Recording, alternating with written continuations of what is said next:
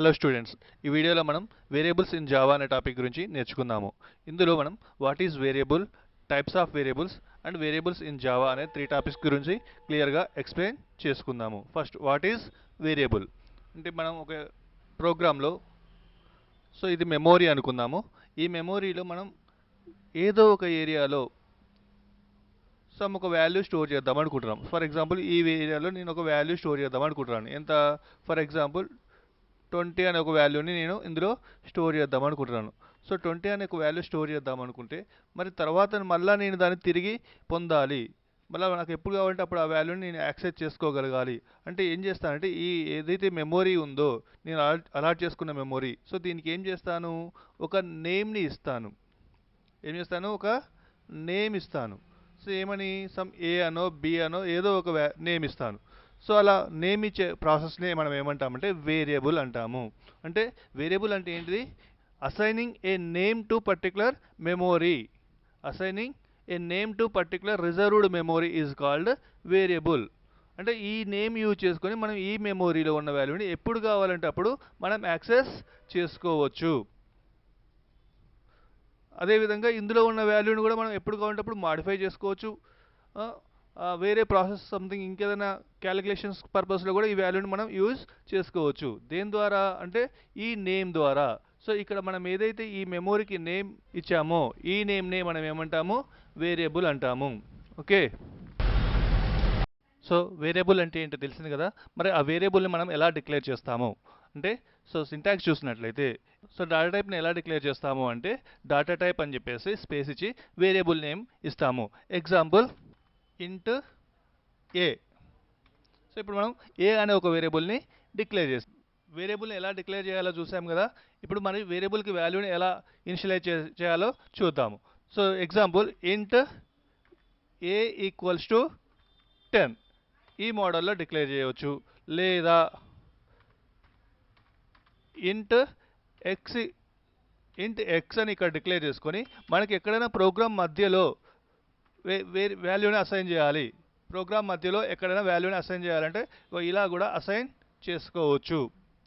Okay, వేరియబుల్ని ఎలా declare చేయాలి, వేరియబుల్కి వాల్యూని ఎలా అసైన్ చేయాలో మనం ఇప్పుడు చూసాము. వేరియబుల్స్ అంటే ఏంటి తెలిసింది కదా. ఇప్పుడు టైప్స్ ఆఫ్ వేరియబుల్స్ గురించి చూద్దాం. జనరల్గా మనకి వేరియబుల్స్ అనేవి 2 టైప్స్గా ఉంటాయి. ఏంటి అంటే లోకల్ వేరియబుల్స్ అని, అదేవిధంగా గ్లోబల్ వేరియబుల్స్. ఓకే, వేరియబుల్స్ అనేవి మనకి 2 టైప్స్గా ఉంటాయి. ఏంటి? Local variables and global variables. Local variable అంటే ఏంటిది, గ్లోబల్ వేరియబుల్ అంటే ఏంటిదో ఇప్పుడు క్లియర్గా ఎక్స్ప్లెయిన్ చేసుకుందాము. లోకల్ ఫస్ట్ ఇది మనం ఒక ప్రోగ్రామ్ అనుకుందాం. మనం రాసినటువంటి ప్రోగ్రామ్. మనం రాసిన ప్రోగ్రాంలో ఒక 2 బ్లాక్స్ ఉన్నాయి అనుకుందాం. 2 బ్లాక్స్. 2 బ్లాక్స్ ఉన్నప్పుడు మనం ఇక్కడ ఒక వేరియబుల్ని డిక్లేర్ చేసాము. ఏమని? ఇంట్ ఎక్స్ ఈక్వల్స్ టు 20 అని డిక్లేర్ చేశాను. ఇంట్ ఎక్స్ ఈక్వల్స్ టు 20 అని డిక్లేర్ చేసినప్పుడు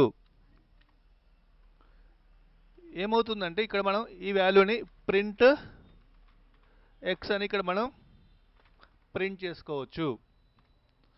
సేమ్ అదే వాల్యూని ఇక్కడ నేను ప్రింట్ ఎక్స్ అన్నాను ఇంకొక బ్లాక్లో. ఇంకొక బ్లాక్లో ప్రింట్ ఎక్స్ అంటే ఏమవుతుంది అంటే ఎర్రర్ వస్తుంది. ఎందుకు అంటే ఈ బ్లాక్ ఏదైతే ఉందో సెకండ్ బ్లాక్, ఈ సెకండ్ బ్లాక్కి ఎక్స్ అంటే ఏంటో తెలియదు. ఎక్స్ యొక్క స్కోప్ ఏదైతే ఉందో అది ఈ పర్టికులర్ ఈ బ్లాక్ వరకు మాత్రమే ఉంటుంది. ఈ పర్టికులర్ పైన బ్లాక్ ఏదైతే ఉందో ఇందులో మాత్రమే యాక్సెస్ చేస్తుంది. ఈ ఎక్స్ని ఇక్కడ యాక్సెస్ చేసుకోలేము. ఫర్ ఎగ్జాంపుల్ ఇందులో మనకి ఇంట్ వై ఈక్వల్స్ టు 80 అన్నాం. ఇంటూ వై ఈక్వల్స్ టు 80 అన్నప్పుడు ఇక్కడ నేను ప్రింట్ వై అంటే వస్తుందా? ప్రింట్ వై అన్నాను. వస్తుందా అంటే ఎస్ వస్తుంది. ఎందుకంటే ఈ వై అనేది ఏంటంటే local to the second block. ఈ బ్లాక్లో మాత్రం మనం యాక్సెస్ చేసుకోవచ్చు. అదే వైని మనం ఇక్కడ ప్రింట్ చేస్తే వస్తుందా?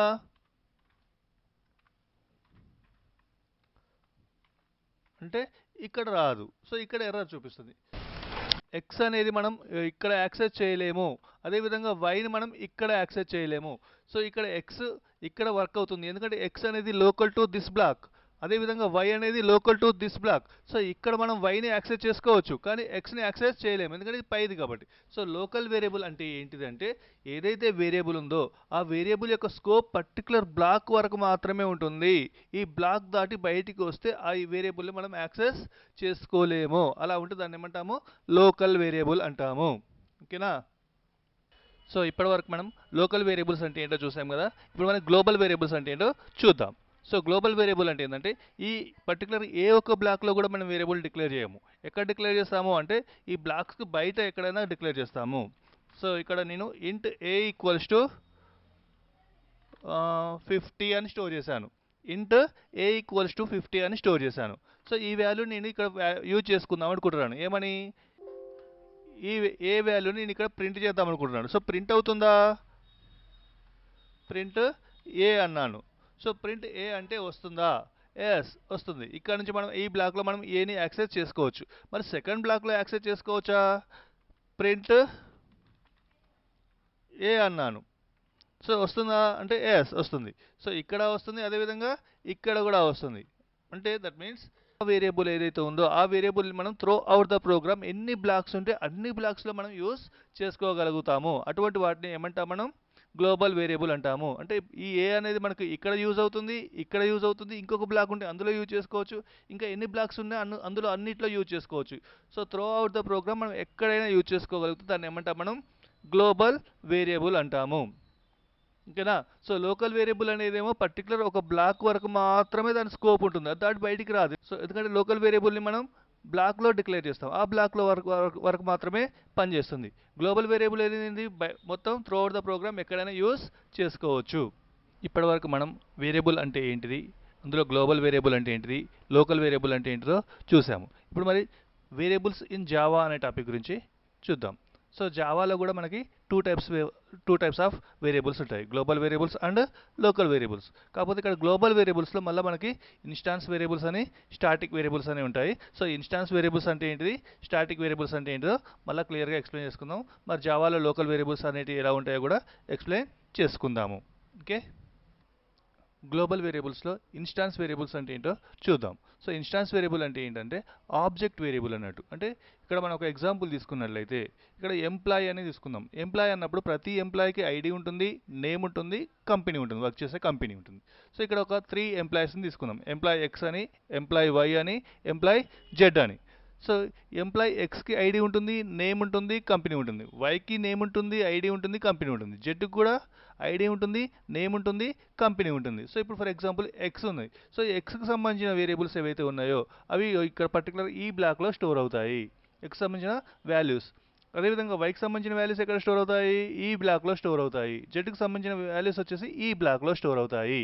So for example X ID వచ్చేసి 101 అనుకుందాము, నేమ్ వచ్చేసి రాజు అనుకుందాము, కంపెనీ వచ్చేసి ఏబీసీ కంపెనీలో వర్క్ చేస్తున్నాడు.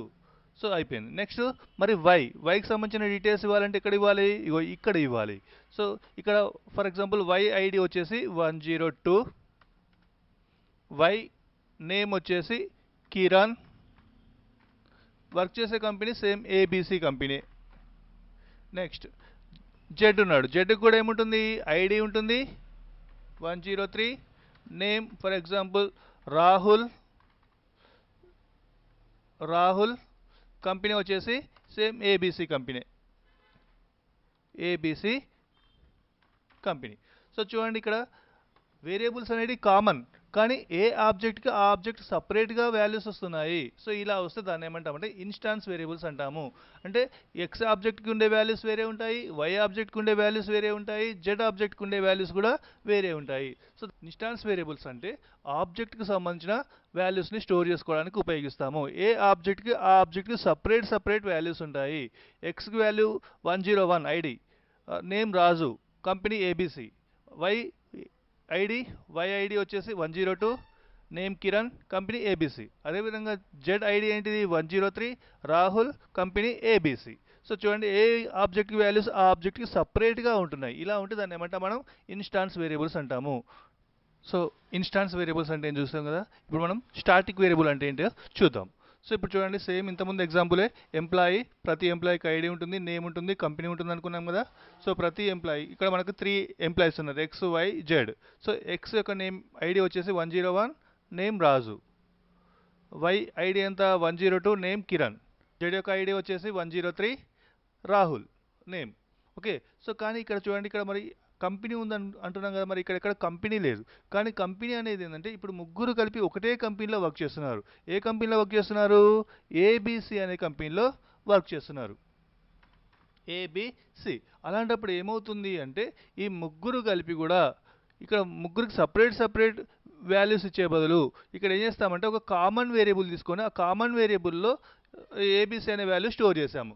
ఏబిసి అనే వాల్యూ స్టోర్ చేసి ఈ ఏబిసిని ముగ్గురు యాక్సెస్ చేసే విధంగా మనం సెట్ చేసి పెట్టుకుంటాము. సో ఏబిసిని ఇక్కడ ఎక్స్ యాక్సెస్ చేసుకోవచ్చు, వై యాక్సెస్ చేసుకోవచ్చు, అదేవిధంగా జెడ్ కూడా యాక్సెస్ చేసుకోవచ్చు. ఓకే. సో ఇప్పుడు ఫర్ ఎగ్జాంపుల్, ఎక్స్ నీ కంపెనీ ఏంటిది అంటే ఏబిసి అని చెప్తాడు.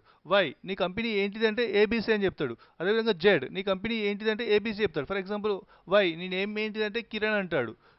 ఎక్స్ నీ ఐడి ఎంత అంటే 101 అంటాడు. సో ఇక్కడ చూడండి, ఐడీలు నేమ్స్ వేరే ఉన్నాయి, కానీ కంపెనీ అనేది ముగ్గురికి కలిపి ఒకటే కంపెనీ ఉంది.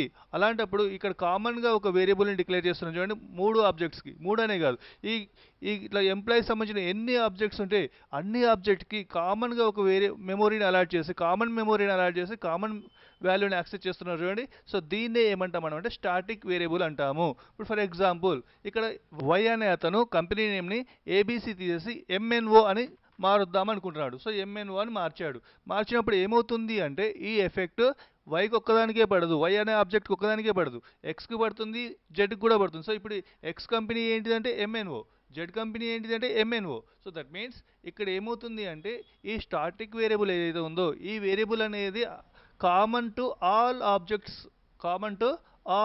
సో ఈ ఎంప్లాయీస్ ఎవరైతే ఉన్నారో అందరికీ కామన్గా ఉంటుంది ఇది.